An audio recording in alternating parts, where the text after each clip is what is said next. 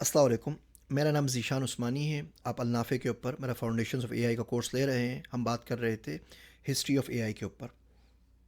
1956-57 के अंदर पहला एडवाइस टेकर इंट्रोड्यूस किया गया प्रोग्राम जो कि इंसानों को असिस्ट करता था और इंसानों को गाइड करता था कोई भी डिसीजन लेने के लिए। मेनली इसका जो डोमेन था वो मेडिकल साइंस था। 1959 के अंदर हर्बर्ट साइमन, एलन न्यूवेल और जेसी शॉ ने पहला जीपीएस इंट्रोड्यूस कराया जिसको हम कहते हैं जनरल प्रॉब्लम सॉल्वर। अगर हम स्ट्रॉन्ग एआई की आगे जाके बात करेंगे या GPT-3 आपने अभी देखा हो रिसेंटली, तो उसकी अर्ली अवाइल के अंदर एक शक्ल थी। इसके अंदर प्रोग्राम इंसानी तरीक़ाकार को देखते हुए इंसान किस तरीके से प्रॉब्लम को सॉल्व करेगा उसी को फॉलो करते हुए प्रॉब्लम सॉल्व करने की सही करता था।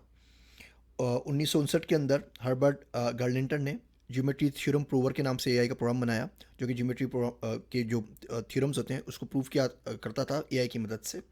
1959 के अंदर ही आर्थर सैमुअल ने मशीन लर्निंग की टर्म को कोइन किया। जिस तरह हमने देखा कि 1956 के अंदर जॉन मैकार्थी ने दुनिया को एआई की टर्म दी थी, इसी तरीके से 1959 में आर्थर सैमुअल जो कि बाबा मशीन लर्निंग भी कहलाते हैं, इन्होंने मशीन लर्निंग की टर्म दुनिया को दी 1959 के अंदर।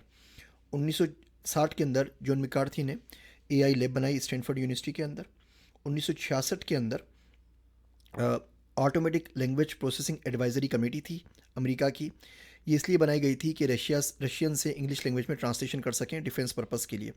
इन्होंने डिक्लेयर कर दिया कि जी प्रोजेक्ट हमारा स्क्रैप हो गया और ये हम चीज़ अचीव नहीं कर सकते, ट्रांसलेशन मशीन के ज़रिए, मशीन ट्रांसलेशन या एआई के ज़रिए पॉसिबल नहीं है। और ये जो रिपोर्ट उनकी थी ये बेसिकली बेसिस बनी थी जिसको हम पहली एआई विंटर कहते हैं, जब दुनिया के अंदर लोगों ने एआई के ऊपर एतबार करना छोड़ दिया था, एआई पे फंडिंग रुक गई थी, एआई पे लोगों ने रिसर्च करना बहुत हद तक छोड़ दी थी। 1969 के अंदर डेंड्राल बना। डेंड्राल अमेरिका का दुनिया का पहला सिस्टम था, एआई बेस्ड सिस्टम, जो खून के अंदर जो इन्फेक्शन होते हैं उसकी तशख़ीस किया करता था। 1973 के अंदर एआई या जनरल सर्वे के नाम से एक रिपोर्ट पब्लिश हुई जिसे उर्फ़ आम में लाइट हिल रिपोर्ट कहते हैं। इसका लिंक भी मैं आप दे रहा हूँ, इस रिपोर्ट को पढ़िएगा, ज़रूर पढ़िएगा और आप देखेंगे कि इसके अंदर जो बातें लिखी हुई वो आज तक किस तरह एप्लीकेबल है।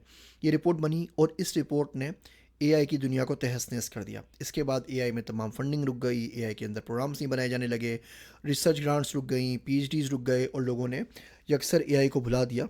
एआई अपने वक्त से बहुत पहले की इजाद थी। उस वक्त दुनिया एआई के लिए रेडी नहीं थी और पूरी दुनिया से एक तरीके से एआई ख़त्म होने की तरफ चल पड़ी। 1982 में हल्के हल्के इसमें जान वापस आई तकरीबन 9 साल बाद, जब जापान ने FGCS का ऐलान किया। जापान 5th जनरेशन सिस्टम था और जापान चाहता था कि एआई में काम करके वो दुनिया में इस फील्ड में आगे निकल जाए। जिस तरीके से आज 2020 के अंदर दुनिया लगी हुई है कि एआई में कौन आगे निकलता है, America, China, Japan, Korea, India, बिल्कुल इसी तरीके से ये तमाम काम 1982 में हो चुके हैं। यानी कि आप देखें कि तमाम काम 40-50 साल पहले ये पूरी की पूरी जो एपिसोड है रिपीट हो चुकी है। 1983 में जापान की देखा देखी यूएस ने अपना एक इनिशिएटिव लॉन्च किया जिसका नाम था यूएस स्ट्रेटेजिक कंप्यूटिंग इनिशिएटिव। अगर आपने देखा होगा तो पिछले हफ्ते पेंटागन ने अनाउंस किया है कि वो $1 बिलियन की सरमायाकारी करेंगे क्वांटम कंप्यूटिंग के अंदर और एआई के अंदर। और ये भी तमाम कहानी वही है जो 1983 में एक दफ़े ऑलरेडी हो चुकी है। तारीख अपने आप को दोहराती है, सिर्फ वो चीज़ें नहीं होती हैं जिनके बारे में हमने पढ़ा नहीं होता और जिनका हमें मालूम नहीं होता। 1983 के अंदर लिस्प का बड़ा ज़ोर था, हर जगह लिस्प की बात होती थी, सिम्बॉलिक प्रोग्रामिंग की बात होती थी। उस वक्त लिस्प मशीन से कंपनी थी, लिस्प भी थी और इनको all together Lisp machine market springs कहा जाता था। उस वक्त उस दौर के अंदर इन दोनों कंपनीज़ ने कोई $1 बिलियन की सरमायाकारी की थी लिस्प मशीन के अंदर।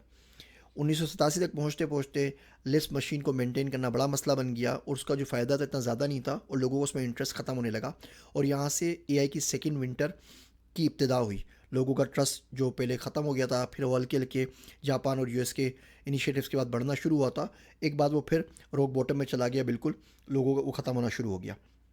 1989 के अंदर डिजिटल इक्विपमेंट कॉरपोरेशन ने दुनिया का पहला एक्सपर्ट सिस्टम बनाया जिसे एक्सकॉन या R1 कहा जाता है। और यहाँ जो सेकेंड विंटर शुरू हुई थी लिस्ट को ख़त्म होने के बाद, यहाँ से हल्की हल्की उसके अंदर वापस उस कोयलों के अंदर जो बुझ चुके थे हल्की हल्की चिंगारी वापस जलना शुरू हुई। 1990 के अंदर यूएस ने डार्ट प्रोजेक्ट स्टार्ट किया, खलीज की जंग के अंदर उन्होंने ऑटोमेटिक लॉजिस्टिक्स टूल्स के तौर पे सॉफ्टवेयर को इस्तेमाल करना शुरू किया। मगर 1991 तक पहुँचते पहुँचते जापान ने अपना जो FGCS लॉन्च किया था उसको फेल्योर डिक्लेयर करके उसको ख़त्म कर दिया। देखा देखी 1993 के अंदर डार्पा ने भी अपना US स्ट्रेटेजिक कंप्यूटिंग इनिशिएटिव था उसको ख़त्म कर दिया, $1 बिलियन के ऊपर ज़ाये हुए, और उन्होंने बोला कि तमाम इसके जो अगराज़ व मकासद हैं वो अचीव नहीं हो सके, और जो गोल हमने सेट किए थे वो बहुत ही ज़्यादा आइडियल थे और वो इस टेक्नोलॉजी और इस हार्डवेयर के साथ मुमकिन नहीं है। और 1993 के बाद तकरीबन लोगों ने समझ लिया कि अब एआई के अंदर कोई जान नहीं है, एआई में पीएचडी नहीं करनी चाहिए, एआई में फंडिंग नहीं करनी चाहिए, बिकॉज हम बिलियंस ऑफ डॉलर्स लगाने के बाद देख चुके हैं कि एआई जो चीज़ हमसे हासिल करना चाहते हैं वहाँ तक नहीं पहुँच पाती। भला हो 1997 में IBM डीप ब्लू का, जिसने शतरंज के मुकाबले में आलमी चैंपियन गेरी कैस्परोव को हरा दिया। इसकी वीडियो मैं शुरू में आपको दिखा चुका हूँ बड़ी डिटेल के अंदर। और आप देखिए एक छोटा सा गेम था, इस छोटे से गेम ने किस तरीके से पूरी दुनिया को एआई के जानिब मबजूल किया, किस तरीके से पूरी दुनिया को सोचने पे मजबूर किया कि एआई के अंदर आज भी जान है, और एआई को सही तरीके से सही हार्डवेयर सॉफ्टवेयर के साथ इस्तेमाल किया जाए तो एआई अभी भी हमारी बहुत सी चीज़ों में मदद कर सकते हैं। ये छोटे छोटे गेम होते हैं, ये इसलिए ज़रूरी होते हैं कि इसकी वजह से इन्फॉर्मेशन बहुत दूर तक जाती है, इसकी वजह से लोगों का इंटरेस्ट बढ़ता है, इसकी वजह से लोग जान पाते हैं, पहचान पाते हैं कि एआई को अपनी रोज़मर्रा ज़िंदगी के अंदर वो किस तरह इस्तेमाल कर सकते हैं। और यही इंटरेस्ट, यही उनका रुझान, यही उनकी अटेंशन जो होती है, इसकी मदद से फिर फंडिंग आसान होती है, पीएचडी करना आसान होता है, रिसर्च आसान होती है, और लोग इसकी जानिब राग़िब होते हैं, पीएचडीज़ करते हैं, एंटरप्रेन्योर्स बनते हैं, स्टार्टअप कंपनीज़ खोलते हैं, और ये तमाम काम होते हैं। अभी हम 1997 तक पहुँचे, इस बात को अगली वीडियो में आगे बढ़ाएंगे। ये बात मैं बड़े वसूख से कहता हूँ कि इससे ज़्यादा कंसाइज एआई की हिस्ट्री आपको शायद ही किसी और कोर्स में ऑनलाइन मिल सके या किसी किताब में मिल सके। आइए इस बात को यहाँ ख़त्म करते हैं 1997 के ऊपर, और अगले सालों को अगली वीडियो के अंदर डिस्कस करेंगे।